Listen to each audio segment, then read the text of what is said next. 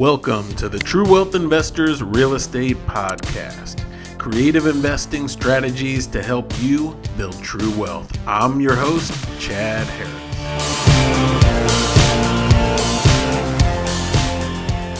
All right, everybody, good to see you again. Chad Harris, True Wealth Investors Podcast, where we believe one of our core beliefs is integrity. And I was talking to a friend this morning about some different real estate groups that I've attended and how, man, some are full of active investors. Some are kind of occupied by investors who used to invest and they like talking about real estate, but they don't really invest anymore. I spoke at a group not too long ago where a lot of the investors there have owned property 40 years. And how each group is different. And that's fine, right? That's not a judgment on any one group. However, some groups you get into, you can tell immediately that most of the members and the leaders have integrity, right? You trust what they have to say, they're genuine, they're authentic, and you believe that if you were to do business with them, that it would go well. They're looking out for their interests in their business, but they're not going to try to cheat you. They have integrity in how they behave. Unfortunately, there are some other groups that tend to attract investors who don't have integrity. And the older I get, the less I have patience for that. So whatever profit you might make off of a deal or a person would make off of a deal is not worth the sacrifice of our integrity. So we need to be able to act. Integrity means as one or unified. So all of our actions should be unified according to our beliefs, right? They should be a reflection of our beliefs. They should be a reflection of our faith in why we're doing what we do. So I hope if anybody out there, if any of you are having a struggle this week and the temptation is there to do something short-sighted, stay true to your faith, stay true to your core beliefs and act in accordance with them. You'll be glad you did, even if it's painful in the short run. All right.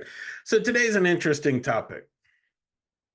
And it's something I've been thinking about for a while. It's been messing with my head.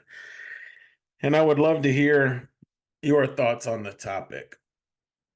So, as always, if you enjoy these discussions and the information that's provided here from myself and the people that are interviewed, please share it with other investors or other people that would benefit from it. If you're listening on Apple Podcasts, leave a rating, leave a review, subscribe on whatever channel, leave a comment on YouTube, wherever you like enjoying the content. If you leave a rating review, let me know. That helps other people find it.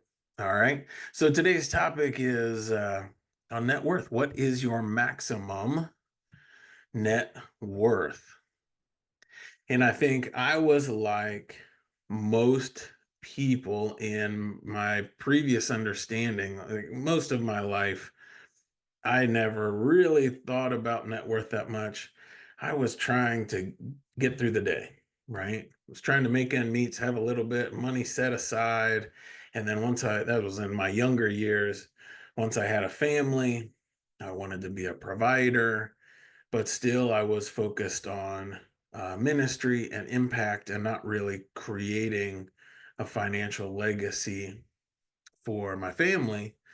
And it wasn't until my kids were older and we started to have more bills and things pile up that I realized that I could not be the provider for my family and not look at how to build some kind of wealth for them, right? That they deserved me providing more than I was providing.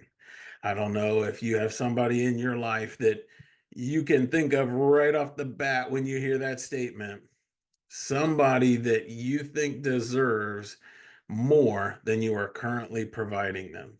but that is powerful, right?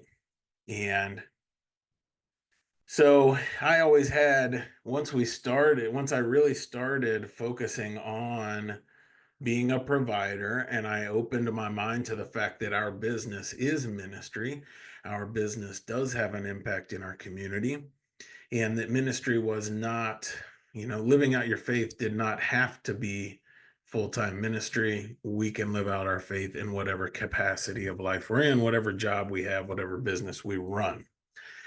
So once I made that transition, started investing in real estate, started growing our net worth, and I always had the perspective that I would try to reduce my costs today, my living expenses, and push everything towards building net worth so that someday, if I defer the reward, someday the reward would be bigger, right?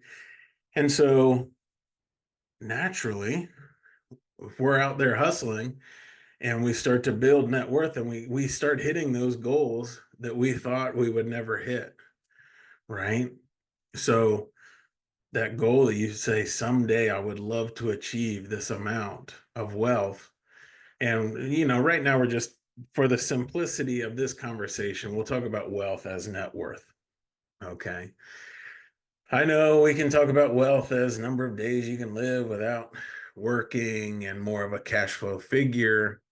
But for simplicity right now, we're just going to talk about net worth. So now, so that always grew. And once you start to own a lot of assets, that will and naturally grow, right? As long as you're holding assets, paying down debt, your net worth will go up. There may be a blip, the economy adjusts for a couple of years, but over time, it will always go up. And that's what I thought it was supposed to do. I thought our net worth should always go up so that whatever I have today, my kids should inherit more, right? Because as an investor, your income really will continue to go up over time. It's a different model than a W-2 employee who saves money for retirement. So their net worth goes up, their retirement savings go up, then they retire and they start spending it down. A real estate investor, if it's based off of rents, then we should always pay off debt, rents should go up. And so theoretically, our income should keep going up. And if we have enough assets, whenever we do retire, whatever that looks like, that could be a whole nother discussion of what retirement looks like for a real estate investor. But whenever we do retire, it should be we're living off of rents and we don't have to sell properties. So it should be our income just continues and net worth continues to go up. That's what I thought, right? So interesting thought lately is, why would we want to die with that much? So if we have a target goal of passing on a certain amount of money to charities, children, heirs, whatever, whoever we want to get it to, and if we have a goal of a certain amount being the amount we would like to give, then once we hit that target, no matter what age we hit it, then there is very little point of saving more money. Now, I don't know. Maybe this for you is like, yeah, this is obvious. For me, when I started thinking about this was like mind blowing. Um, because if my mindset has been for over a decade, don't enjoy things now, push everything off, and it'll get better in the future, defer satisfaction, and it'll get better in the future. Well, if you start to think at some point, at some age, I'm going to hit the number where I no longer need to defer it, then I need to start making decisions differently, right? Maybe I'll help my kids now, or maybe not now. My kids are still, teenagers, but maybe I'll help my kids in their 20s instead of when I would pass away and they're older and kind of settled in life. Maybe I'll donate to charities more now. Maybe I'll change the projects that I like to do, right? If right now all I do is focus on rentals, and if you've heard me speak, I have said for years, I never want to sell, I never want to sell, I never want to sell. Hold everything as long as I can. Well, that builds net worth, but if net worth is no longer your goal, that shouldn't be your mentality, right? There are some benefits to selling. So how we make decisions suddenly totally changes. So it's an interesting thought process to think through. What would be your maximum net worth? And let's just look at some round numbers. If your maximum net worth is $1 million, that's what you would like to leave this world with, and you don't want to leave with any more, right?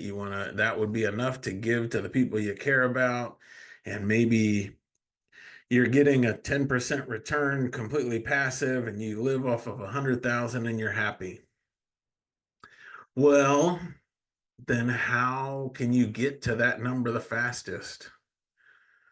Right? How do you get to 1 million in net worth the fastest? And then after that, whatever you do is a bonus. It's really different thinking. Maybe your number's not 1 million, maybe it's 3 million, maybe it's 5 million. I don't know, maybe it's 300,000. So it really is up to you. Each one of us are our standard of living and what we see as retirement. But the truth that I am learning the older I get is that there are some things we cannot do forever, right? There are some things that are true for a period of time. And so part of me wanting to build and grow a business was that I knew I only had so long to spend with my kids. I wanted to be home evenings and weekends. It wasn't always true in the beginning, but because I built the business to a certain level, then that became true.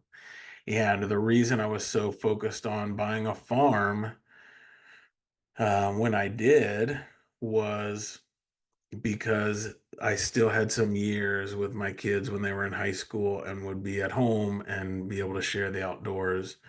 And as they get older and they start to have their own lives and they get married and they're juggling, the schedules of multiple families, that will just get more complicated and more difficult.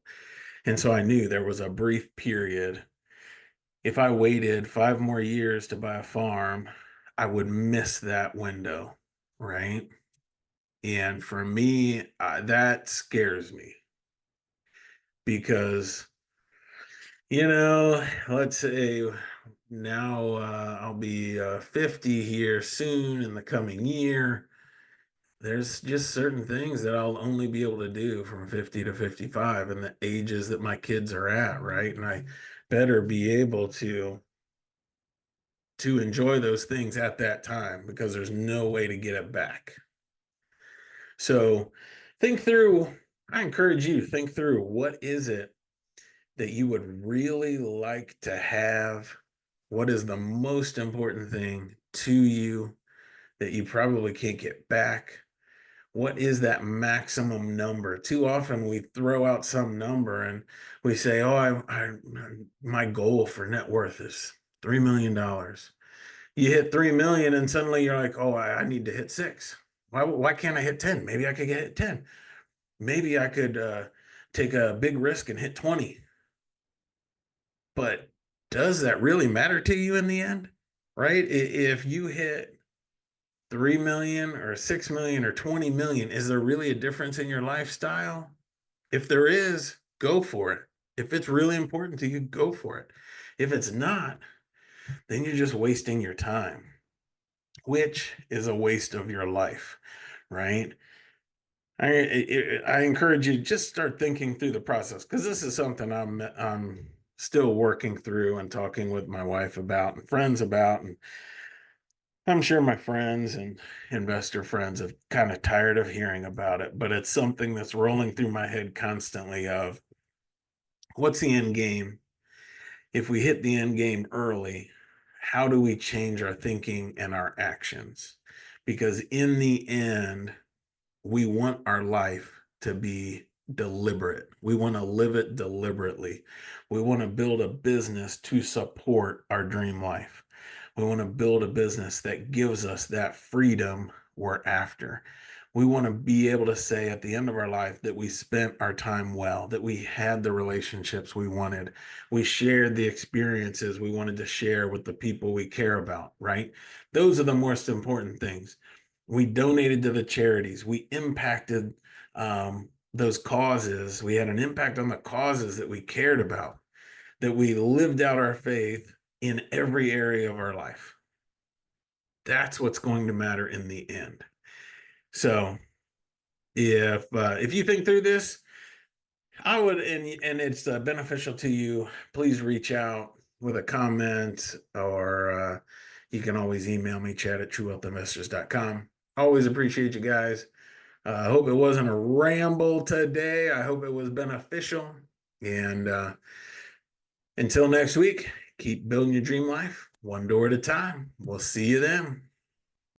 We are adding new episodes every week, so make sure and subscribe and check out all of our content at truewealthinvestors.com.